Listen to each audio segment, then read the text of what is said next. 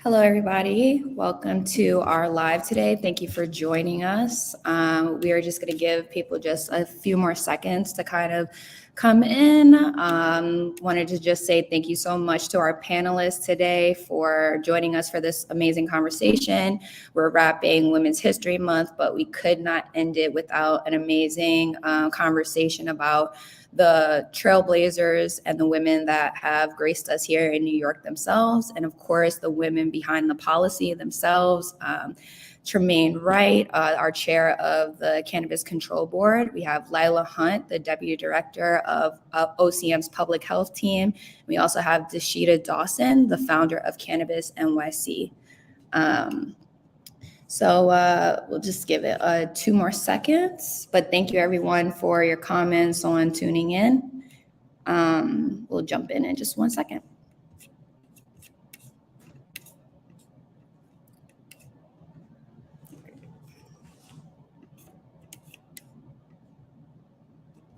Okay, great. I think we are ready to get started. So, I'll just kind of give a little intro. I'm sure many of us have known and know many trailblazers in the New York cannabis industry. Welcome and for coming. It's Women's History Month, and of course, we had to have a conversation just talking about these trailblazers. In this conversation, you'll get the opportunity to hear from these women who have helped lay the foundation for New York's cannabis market, and we'll also learn a little bit more about what they're doing to create change in their respective communities. The women of New York's cannabis community have undoubtedly shaped the direction of the movement and the industry. And during cannabis prohibition, they were the mothers and caregivers who, saw the direct impact on their families. And as legalization was popularized amongst other states, it was women on the front lines that ensured equity was front and center in our policies. It's an honor for myself as a young woman as well to have such a brilliant and brave leaders here today. And I look forward to really hearing their insights of how we can all work together to create a more equitable cannabis industry. I think we can go ahead and get started. For anyone who missed the short intro, I will just give again, we have Tremaine Wright, our chair of the Cannabis Control Board. We also have Lyla Hunt, the deputy director of OCM's public health team. And we have Dasheeda Dawson, the founder and director of Cannabis NYC. So thank you, ladies, for being with us today. I just wanted to kind of start with a simple question, which was, what I'm sure you've heard a million times, but what made you really get involved in New York's cannabis industry? Anybody feel free to jump in. I don't have a problem with jumping in and getting started. This has been a long journey for me. I got involved because I was a cannabis patient refugee. I am originally from New York. I'm from East New York and Brooklyn. And after some time in corporate America, I moved back to the New York City area, and I was really suffering from autoimmune issues. Signs of early MS, and I couldn't qualify for the medical program that existed in New York during that time. This is around the 2014-2015 time period. And I left specifically to find a place that I could live and become a certified medical cannabis patient. And it was really disheartening to come back to New York and still find that people were being harassed and arrested, and or in some ways civil rights being infringed upon because of cannabis still, while I was a privileged patient on the West Coast and had the access to the industry as a business entrepreneur as well. And so, yeah, I think I started very early in 2016 on the road to how do we legalize with all of this in mind in New York. And it's been an incredible ride ever since. And I have gotten the privilege, of course, of being able to do this work in coalition with so many leaders, some here, like Chair Tremaine Wright. But yeah, it's been a long journey, and it really starts from being a person who was a patient and wanting to do so in this state, and not just having a medical program, but an adult use market that would be available to me and create more access for medicine for a lot more people. Well, I'll jump in here, and I became, I guess, acquainted and involved in the legalization of I'm going to start with the decriminalization of cannabis back in 2016, and it was because I ran for office and I won for the New York State Assembly. The very first person who came to see me was one of my neighbors, and he charged me as this newly elected person to go and find out what we can do for all of the people who had been arrested for marijuana and couldn't get jobs. And so it was very much a conversation about people having been harmed, economic opportunities, and decriminalizing the use of this product because it was widespread and it wasn't being evenly enforced across New York City, where I lived, and definitely not across the state. So once I received that charge, I went into the assembly, and I was fortunate to be able to work under our now majority leader, Crystal Peoples-Stokes, who had been carrying the bill for decriminalization and the legalization work in the New York State Assembly. So I'm going to say I was also really proud to be a part of that vote back in 2019, when we actually were able to decriminalize cannabis and to continue the work to actually move towards legalization. And to round it out, so there was a tiny line in the state budget in 2018 that called for the impact assessment. It was a study of what the impacts of cannabis legalization could look like in New York State. And it came to the Department of Health, where I was working at the time, at the AIDS Institute in an Office of Drug User Health, which was really focused on harm reduction and syringe exchange programs and doing some community-based work to better the lives of people who use drugs.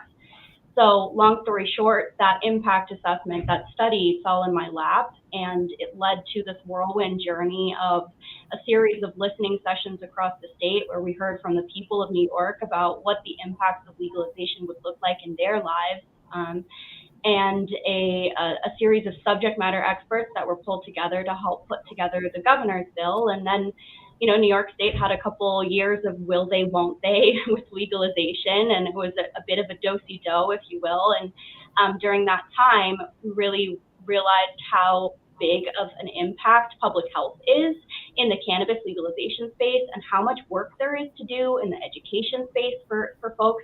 There's a lot of learning and unlearning that needs to happen from decades of misinformation here. And so it just completely hooked and captivated my attention. It's a lot of work that, especially on the public health side, you don't really see the federal government taking too much action on. And so there's a lot of ability to be innovative and creative. And I just got totally hooked on phonics and have loved working in this space ever since.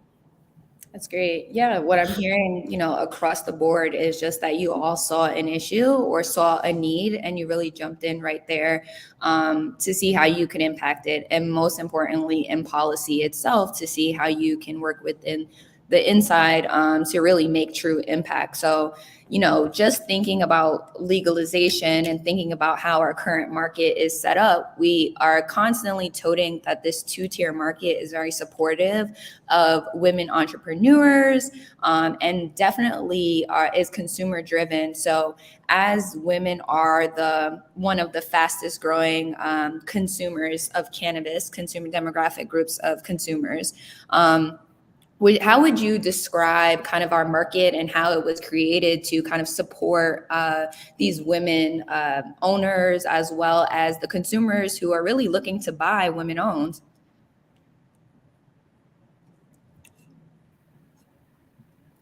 I think the law is very small business friendly. I think that it also provides a lot of space for people to be creative. And I know that we're talking about it as two-tiered, but I also think that what we've allowed for are for makers to come into the space, for creatives and for makers. I can imagine, because of the two-tiered system, that we will see lots of smaller brands and smaller products being produced, very much the way we think about sort of the food industry. There's space for lots of smaller brands, lots of people to tweak old ideas and to come up with new solutions, new ways to consume it, ways to enjoy, to prepare, to applications for it. And I think that that's what this is supposed to do for us here in New York State, that we're really supposed to be creating a space where we're going to see some innovation. I'm just going to refer to it generally as innovation. And I think that that's where we'll see a lot of women. And I think that I've seen it in just the fact of the way, in the manner in which I've seen women own stores. Largely, they've been CBD stores, but the manner in which they've designed them, they've laid the stores, the way the experience of light, smell, display is really organized in those commercial spaces. I think that that's what we have a lot of opportunity for here in New York State, and what I'm really looking forward to. Yeah, I think to help drive the innovation that Chair Wright is speaking to, we should talk about the two-tier market framework that New York State's cannabis law and the regulations are spelling out. And it does basically two things that I think are of note here. The first is it helps make sure that the market power isn't overly concentrated in some of the bigger players, and it allows the smaller brands, the smaller women-owned brands like Chair Wright spoke to have that space to play.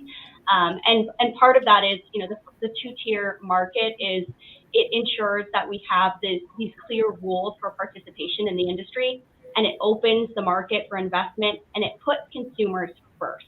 So I think the consumer-driven approach is where women, as you mentioned, Sierra, being the fastest growing, especially Gen Z women being the fastest growing population that are consuming cannabis, it allows women to now say, you know, we have a voice here. We're going into a retail store. We're seeking out women-owned brands, women-led brands, and women-centered stories will ultimately drive. They'll be able to build a larger share of the market. The same applies to Black-owned brands in New York State. And the vision is that, you know, a woman would be able to walk into a store, choose a product whose supply chain touches her community directly, and it's a woman-owned brand. And that space is provided for by the framework created in the legislation that really allows that innovation to come forth. Absolutely. I would piggyback and just kind of highlight why we know we have to try this, because in truth, in the other markets, the mature markets that do not have some of these guardrails in place, it's been literally the wild, wild west. And the wild, wild west is really not a place that has made a space for women. Now, many women have figured out their lasso and they're in the game with the rest of the cowboys figuring it out.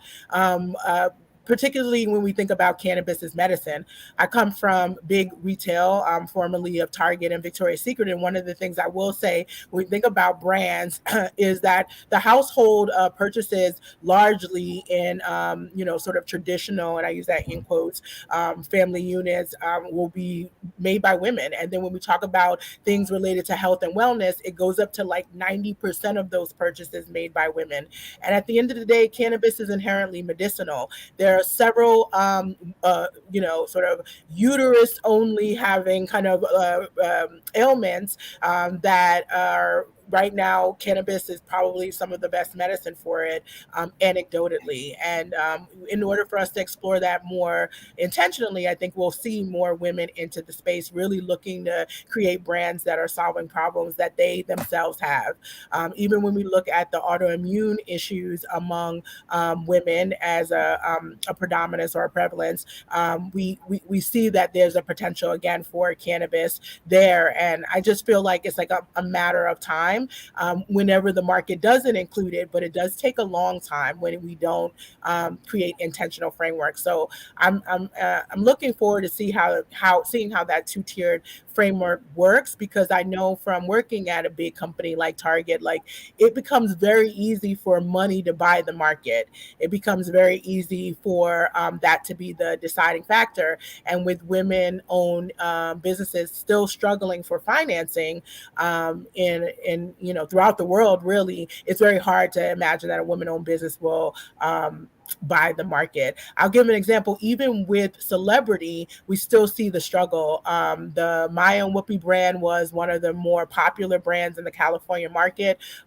during the time that it was just medicinal only. They opened the adult use market without guardrails, and within a year, between the regulations and sort of the sharks in the mix, that brand, even with Whoopi Goldberg as a major partner, still had to call it quits. And again, that's an example of all the right elements, a great product assortment, various delivery mechanisms, but still unable to win in the structure. And so I think that that Maya and Whoopi brand would have done, or Whoopi and Maya brand would have done better in this New York two-tiered model. And that's the hope, I think, ultimately for having such a framework. Yeah, absolutely. I think consistently, just like you said, Dasheeda, we're consistently seeing women, just other minority groups as well, being overpowered kind of in these other states because the infrastructure is not intentional about including them and just about making sure that their voices are heard in the policy. So I think that's why it's extremely important that we have 3 women that are at the head of the helm of a lot of this policy as well. And I just think that this conversation is also a great time to highlight that, New York is a melting pot, and we're making sure that the policy that is created is also inclusive of our voices and our communities and the people that we bring to the table with us. I know that obstacles and some of the things that you all mentioned are some of the reasons why women in other states are having challenges kind of getting their brands on shelves and to the forefront. But I know that another prevalent issue also has been stigma. I know for myself, I've consistently, even when I was younger, heard, smoking isn't cute, making it seem as though women did not have a place kind of in cannabis, let alone for consumption. And so I just wanted to ask, being in this industry and paving the foundation, what are, some things that you've seen shift in that stigma? And like, what are some unique challenges that also female cannabis consumers face right now? I'm gonna be real. That's why I created the brand The Weed Head. I am the weed head because I felt like I didn't see any women smoking and consuming and being very open about it. There are a lot of canna moms that are entering the space. And so I do think that what is being shifted is we're starting to see more influencers come to the table. In the early stages of the legalization movement, we were still seeing mostly what we call a bit more radical voices, but still limited. And now we're seeing sort of your standard corporate executive. That was me, come to the table and say, hey, I consume cannabis to be my best self, and in all capacities, and really have become a connoisseur. And I'm also trying to understand it as something I can use for my family, as a mom, as a caregiver for my mom. And, the list goes on. But I think we're more and more starting to see more influencers come to the table and say, hey, I consume cannabis and here's how. And I think it also brings, like Tremaine said, the innovation to the space as well. So I just wanted to quickly jump in and say that influencers are critical to starting to kind of change the narrative around consumption. I think we're seeing a lot more women who are ready to engage in the wellness conversation. I think that is what's leading a lot of women to want to explore cannabis. It has for many years. I agree. If you went back to the 1980s and 90s, it was not considered womanly for them to roll a spliff and to be the one smoking. And that wasn't it. It was very much thought of as a male thing. But I believe today, 20, 30 years later, we're starting to see a conversation point where women, one, have entered into the marketplace and started to explore what are the various types of cannabis that are available to them. And many of them are led because they are fighting what we're going to call these only people with uterus concerns. They're doing everything from endometriosis to cramps to fibroids. All of these issues women are treating at home. A lot of it is self-medicating because we don't have the research to support any, I'm going to say, authorized findings. It is anecdotal, but that increases because they're using it. They're living successfully. They're able to manage. They're thriving. That makes it more palatable for their friends who may or may not be engaged in cannabis at the time to explore it. I've seen groups of friends where back in the 90s, one was consuming to now everyone is consuming. And we have a variety of products available. We can have interesting conversations about strains, but we can also say how we want to use, if it's going to be an edible or if somebody's going to be dropping in the tincture. Like because of the legalization, and I know it's slow and it's not as fast as people want it to be, but even just the fact that it is legal has warmed the idea of cannabis to many people. And I think that we're starting to see a lot more women stepping into the space, and they are the fastest growing number of consumers. And I think because they're being thoughtful about what they're doing with it and how they're consuming, I think that that's going to ultimately be good for the industry in New York generally. Yeah, just to add on to that, I think, it takes so long to address stigma. It takes generations, it takes decades.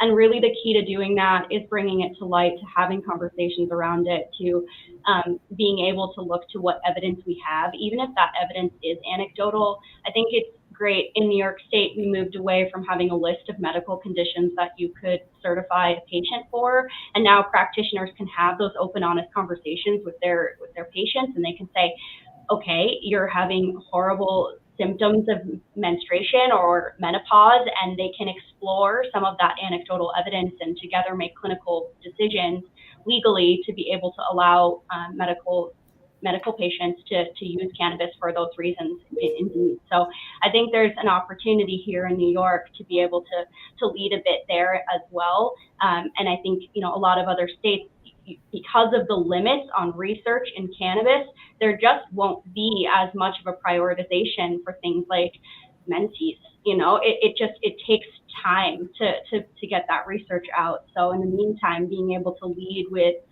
again, I think it comes back to that word innovation, Chair, right? Where, it really allows practitioners to innovate and to have those conversations with their patients. And I was going to say, one of it, when we talk about how we share information, that's also what's going to grow it for us. Back in 2017, my assembly office hosted I forget what we called it, like a 101 on cannabis. And during that time, a young man who was, I think he was growing bees and creating a CBD salve, gave it out.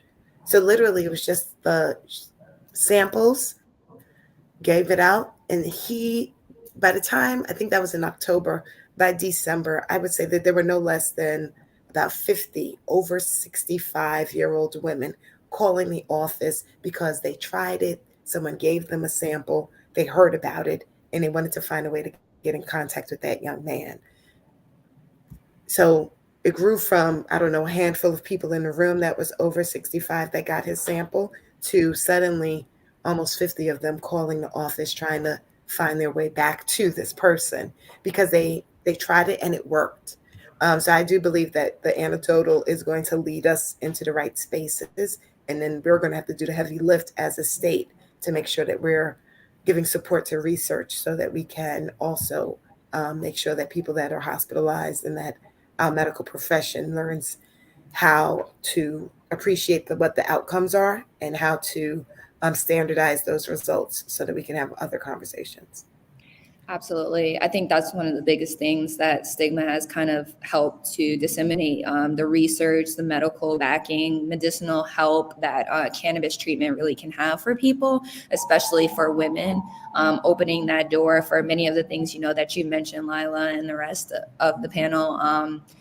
Is like so important to kind of the future of medicine and where we're going. But specifically in New York, the medical program was situated in 2016. And so, being able to have that research and to continue to improve on that program is going to be so vital. And I think, the more that we legalize, the more that we kind of disseminate this stigma, we'll be able to expand and really just continue to help so many people. And hopefully moving forward, Dasheeda's story is not going to be, the status quo. It's going to be people who are able to access these products and be able to kind of reach the help that they really need to live a healthy life and a comfortable life, really. Can I just also add that luckily my story wouldn't happen anymore because one of the first things that the Office of Cannabis Management did very early on is really expand the program, make it easy for certification. That was the biggest issue. The early stages of the program, you basically had to be dying to be able to be part of it. And while I do think that there is a palliative need when you are end of life stage, we are missing a whole gamut of other ailments that people should have a choice. At least that's I think a human rights issue, and we were lacking the choice. One thing I'll also end with is that while on the East Coast we're seeing fastest growing users out of Gen Z and women, on the West Coast the fastest growing users are actually canna boomers, they call themselves, because they are over 60 and they are definitely using cannabis. My aunt is one of them. She was already a medical cannabis patient and she walked me through the entire process in Arizona when I wanted to finally become a patient. And actually, I think that leads us to women can have multi-generational conversations about this as well for our children, but also what's happening with our parents. I happen to be in that weird age where, above and below me needs it in different ways. And I got to have that conversation to kind of build the bridge. So I think women are going to be really important in telling that story as we expand. Yeah, I have not reached that moment yet where I'm able to have the conversation with my grandmother. She's still closing her ears on that conversation. I'll just say I work in government for now. Bring um, her a topical. That topical is. I did. She wants to act like it didn't work. Yeah, so I mean, I think that you. Uh-oh. I think we just lost Sierra. We lost her. I'll jump in while we're waiting for Sierra to join. I think we all spoke to there she is. We all spoke to anecdotal evidence, and I think there is actually some emerging evidence as it relates to what women are specifically consuming cannabis for medicinal purposes. And the number one reason is the same reason why males use cannabis for medical reasons. It's pain relief. But then after that, you see a number of conditions that are, that women are using cannabis for, and it's anxiety, it's things like IBS, nausea, anorexia, or other eating disorders, headaches, migraines. And as it relates to women's health specifically, again, it is really hard to conduct clinical research on cannabis right now because of the federal prohibitions. We're working to alleviate that in New York State. We have some proposed regulations out there for to set up a research license. But in the meantime, what we have seen in some limited studies is that as it relates to women's health specifically, there's emerging evidence that cannabis can help with symptoms of menstruation. We heard that anecdotally, but just adding the piece that it's also in peer-reviewed studies. There's evidence that it helps with abdominal cramps, and with menopause, it's sleep disturbance, mood or anxiety, libido, joint, muscle discomfort, and everyone's least favorite, hot flashes. So there are some studies out there that help to center us around some research, some clinical research, and we hope to be able to add to that body of evidence in New York. Mm-hmm. Absolutely. Thank you, Lyla. I think one of the kind of deeper questions, because I think you brought it up, Dasheeda and Lyla, was just the stories that a lot of women are going to be able to tell, in years to come about the foundation, about legalization, about fighting and advocacy on the lines. There's often a story, and as we know, many of the stats lean towards men being disproportionately arrested for cannabis prohibition. I would love to kind of have the conversation that I think is often lost when we talk about legalization, the economic impact that women faced when families were broken up because of cannabis prohibition. Those stories, what are those stories going to illustrate, and kind of how are you rewriting that blueprint for New York itself? And is there anything in New York's cannabis policy that kind of helps to level the playing field for women and families in general? One of the biggest places where we saw women impacted are children. I'm going to say children and families. Versus women in this moment, because whenever a woman presented as being as a user or consuming cannabis in years prior, they would very often lose the rights to their children. While I sat in the assembly, I was fortunate to sit on the Children and Family Services Committee, and we did a lot of work with helping parents, mothers usually, to get custody back of their kids, or to fight child protective services because we were using cannabis to break up their homes. That was an afterthought in our legalization bill. It was not one of the ways in which the general conversation or advocacy had focused.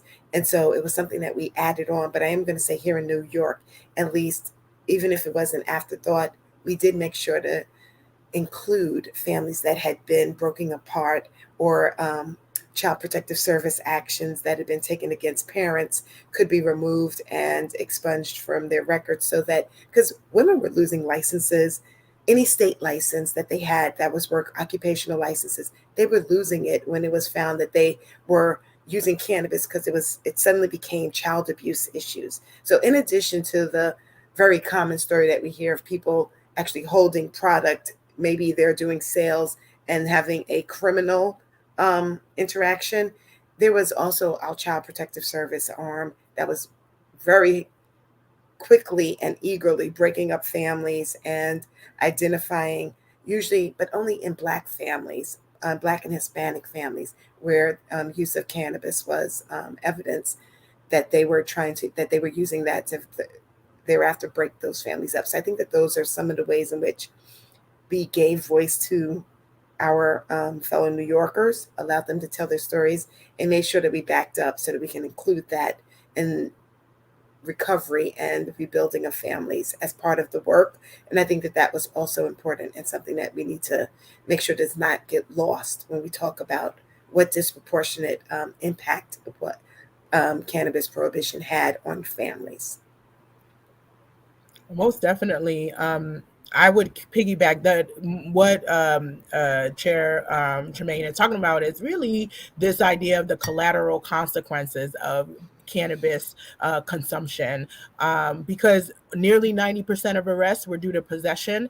I would have to argue that the overall enforcement strategy was really enforcement against consumers. And while definitely targeting Black and brown men, it was the women who were left back in communities that were being over-policed, disinvested. So now you have a broken home and you're dealing with children who aren't necessarily getting the type of support that they need in the public school system that is servicing your neighborhood. I grew up in one of those neighborhoods in East New York, which was one of 8 neighborhoods that represented over 80% of the state's prison population. And I can tell you, it literally was like we lived in Beirut, like honestly, in terms of how much was going on, how often you heard gunshots and helicopters, and just feeling again that you're constantly under siege. And I do think that for a lot of us, we have a lot of post-traumatic stress disorder, urban complex trauma, and a lot of women were left to deal with that and left to be the head of households and managing that without mental health being a real conversation back then, and particularly for Black and brown women, where the wellness industry, we were literally a decade behind it in terms of it being a real conversation.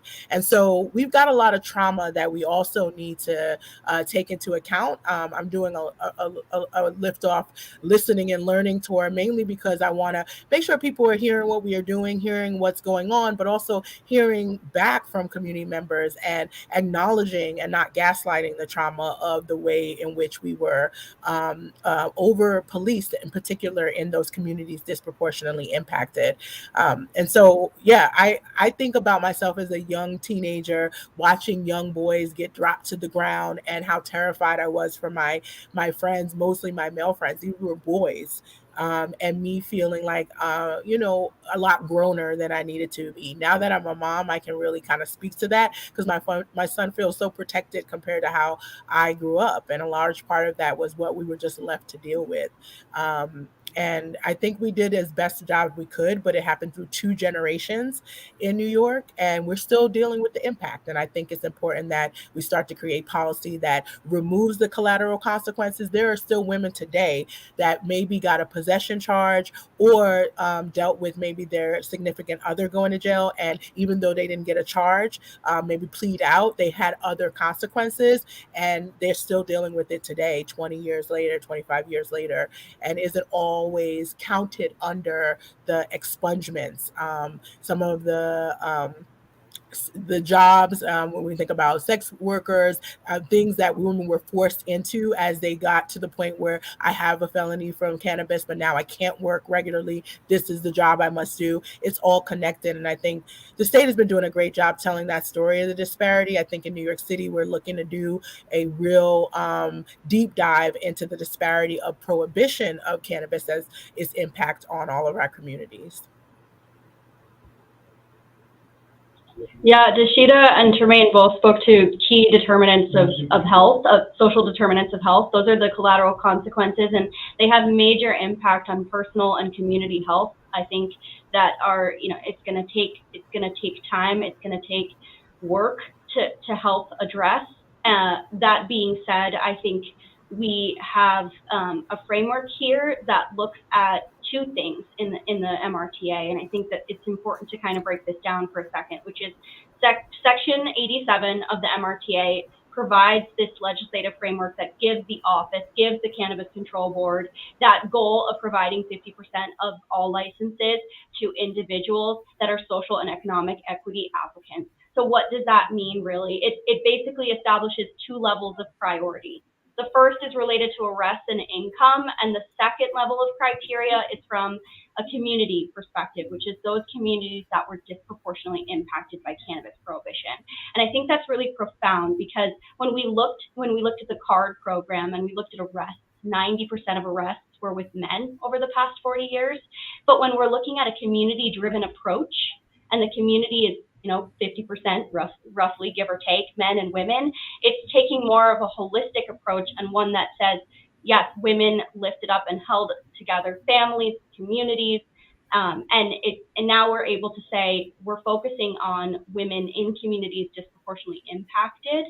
And there's a lot of research that's been done to look at the costs for those that were in prison, the key social determinants of health for those that were directly impacted and in prison, and not as much of this work has been done, and not as much of the research has been done to look at the impacts for women. So hopefully we can take this under advisement as we're starting to build out our plan, as we're starting to define what communities disproportionately impacted look like in New York, and we set those priorities to help award 50% of all licenses for the adult use market to individuals that are social and economic equity applicants.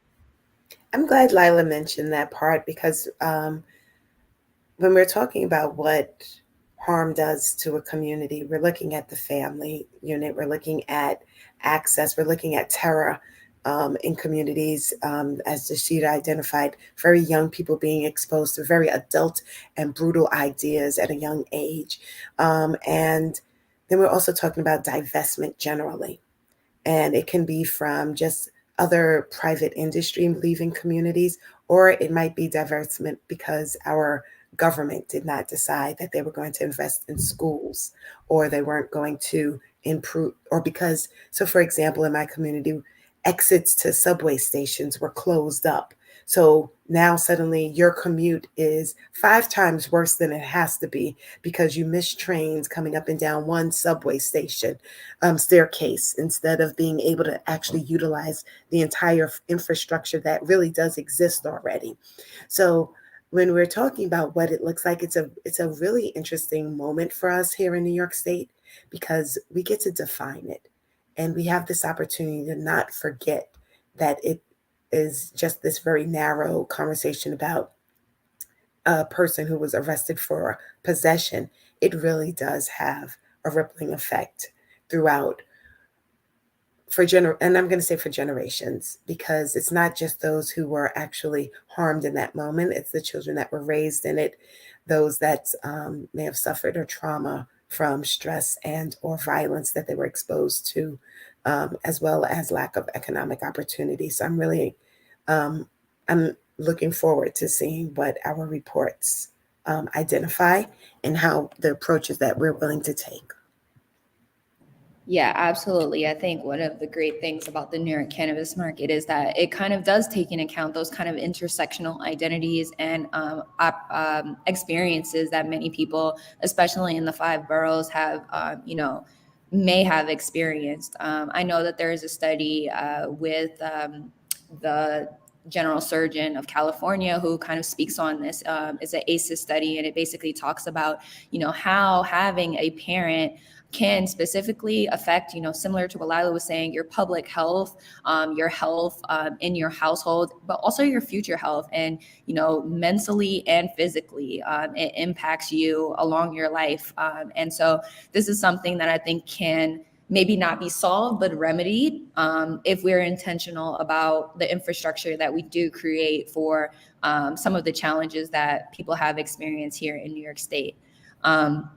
That was a deep question. So I will give us a kind of a more lighthearted question in transition, because empowered women do empower women.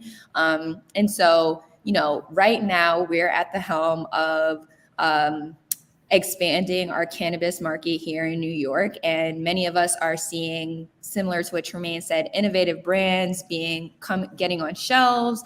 We are seeing women really take advantage of the marketing that they understand, and kind of speaking to different audiences as well, and expanding the reach that they have. Are there any, brands that you see yourselves that are doing amazing work, whether it be in marketing or, speaking to the community and really talking to the community, or that you consume yourself? So I'm gonna let the medical patient take that one because now again.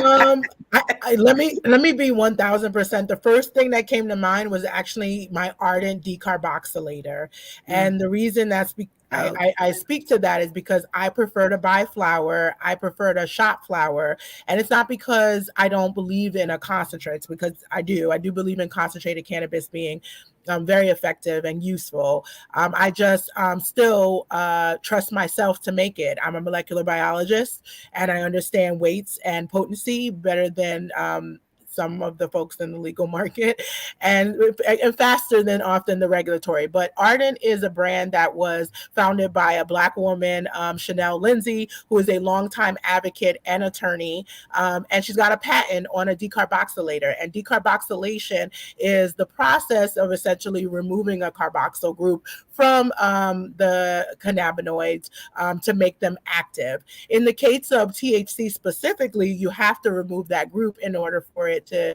that acidic group, in order for it to be active. It's part of what happens when you smoke it. Heating it up removes the group, but the decarboxylator allows you to heat it up just to the right temperature that you're not burning off other important molecules like the terpenes and the flavonoids and such, that they basically get burnt off very, very quickly. And so I love this device. It is also an example of an ancillary business. She is making money on the growth of the industry without having a license. And I think a lot of people are missing that. We are building an industry from the ground up, and we will need the license business. And what OCM is doing is a lot of work to build an equitable license industry. But one of the things I really want to promote out of Cannabis NYC is that there are a lot of ancillary opportunities, and we need that. That's actually the bulk of the industry, to support those licensed businesses. And so, this is a decarboxylator that allows you to make infused anything. And it is very much like an easy bake oven, and allows you to weigh out. I create my own hair, skin, and nails oils at a lower potency. I can also make tinctures for myself. I vary the oil that I use for my hair, skin, and nails. I'm hemp seed oil, versus for the tincture, I'm more coconut oil. I prefer the coconut oil because it has a higher fat content, if you will. I won't bore you with all of the molecular terms, as compared to hemp seed oil, and hemp seed oil absorbs faster onto the skin. So there's a lot of things you can do yourself. I make my own hair products because I have been for a long time, but I would say that decarboxylator also helps people save money. If you're still getting used to trying to figure out what you need to buy in concentrates, spending all your money on it may be harder. It's easier to buy the flower and kind of make that conversion. I'm going to say that Dasheeda's answer is exactly what I think excites me about women in cannabis, is that we see them coming there. So one, they're talented, they're educated, they are proactive, and they're doers. So they are thinking about, like I said, the new applications for it. How does it make sense in their lives? And what I'm seeing that happen. We're seeing people actually go out and say, how would I use this, or what do I need? So I'm seeing a whole line of products that support your use or consumption of cannabis that are coming to light. And it's everything from carry bags and cases for pre-rolls. It's papers. It's just a little bit of everything. It's accessories. And that is what I think is that. I'm not going to say I have one favorite, but I'm going to say, because I see a lot of it, but that's what's exciting to me about it. And I think that that's what makes me really believe we're going to see a lot of makers in this space kind of informing you on what would make your experience better. Like, I would not have thought about a carry bag. And then until somebody was like, well, it prohibits the smell from moving, and now it's the right. And I was like, you know what? That does kind of make sense. But, and that's all, it's how are we changing use so that it's not something that it's private and hidden, but that we can feel comfortable carrying it with us and taking it into all of the spaces in which we exist. And so that's what we're seeing. And I think that that's what I'm constantly having conversation. I'm gonna say generally, it's only women I'm having that conversation with. I have not come across many men at this point who are makers and thinking about it that way and producing products yet, that they've introduced to me. So I think that that's exactly what I'm expecting from women here. Yeah, I'll just add, we were all saying it, but representation matters, and representation across the supply chain, across this new industry that we're building brick by brick from the ground floor up matters. And we have the ultimate representation in the cannabis plant, because the cannabis plant that we all consume is female. So I think that's an important guiding North Star for us as we engage in these conversations, as we're lifting up women's voices across policy, across research, across brands, both ancillary and plant touching. Is like, ultimately the cannabis plant we all consume is female, and let's keep that one close. Yeah, absolutely. And can I say one more thing though? Dasheeda hit the nail on the head, and she just reminded us that it's the non-plant touching spaces in which these women are able to get financing. They're able to grow their businesses more easily. They're able to tap into a lot of the standardized supports that exist for new small businesses, because they don't touch the plant. And so if we just remind folks that that is also one of the main reasons that they might want to consider it, and that there are lots of entry points in the New York State market for them. Yeah, absolutely. I'll add in my some people that I have actually seen really go above and beyond as we've begun to expand this market. I've definitely seen florist farms. I know it's not easy to necessarily market yourself, but I've seen them do some really amazing things in the marketing space and making sure that their voices are heard, but not only their voices, but other licensees as well, and really highlighting them on social media and across different platforms. And then, of course, like Fat Nell, just making sure, I know that she's did a live recently where she kind of talked about not having any real marketing experience and having to do it on her own. And I think they're doing, the women, similar to what you all have said, are doing amazing things in this space with the resources that once were limited, but are now expanding with under OCM and Cannabis NYC as well. So I'm really excited myself. I'm a young woman. I'm from New York, and I'm so excited to dive into what New York City and New York State has to offer right now. I think it's really great what they're coming up with. So I will wrap with the final question before we jump into our rapid fire trivia questions. It's the year 2033. What does New York cannabis look like to you? So I'm imagining that we have a robust marketplace at that point. So I see everything from lots of farms. I see tons of products, and most importantly, I see a whole lot of cannabis experiences. I think that New York City that's the home to brands and experience for everything. And so I'm really hopeful to see that kick off and just explode. But I think that in 10 years, I think we have a robust market. And I think that it will make people think of today's liquor market. Awesome. All right, I love this question. I feel like 2033, we can just color outside the lines. Let's say cannabis is removed from the controlled substances list. The federal walls have come down. New York State is a leader nationally, globally. It's research is just, you're able to conduct research just like you would if you weren't conducting research on a Schedule I controlled substance. And so we suddenly know everything there is to know about all the hundreds of cannabinoids, the terpenes, the flavonoids in the cannabis plant. And for medical cannabis, it's like compound pharmacy, where you go in and you talk to your provider, you talk to the pharmacist, and they're able to tailor and make you up a combination of compounds that is perfectly addressed to meet you where you need to be met. And then we see women-owned and Black-owned brands from New York on the global stage, and we see the women, all the issues that we spoke to today, where we said, there's anecdotal evidence, but this time we have that evidence codified in research and backed by science. I love that. I'm definitely trying to be where Lyla is as well. I still believe we have about 25 good years of cannabis policy reform ahead of us. And I think that's just because I've been doing it for almost the last 10 years. And I understand where we do have some blocks. I do believe we'll be descheduled. And my hope is that we are starting to use cannabis tax revenue to really see a revitalization and a restoration of communities that have been harmed across the country.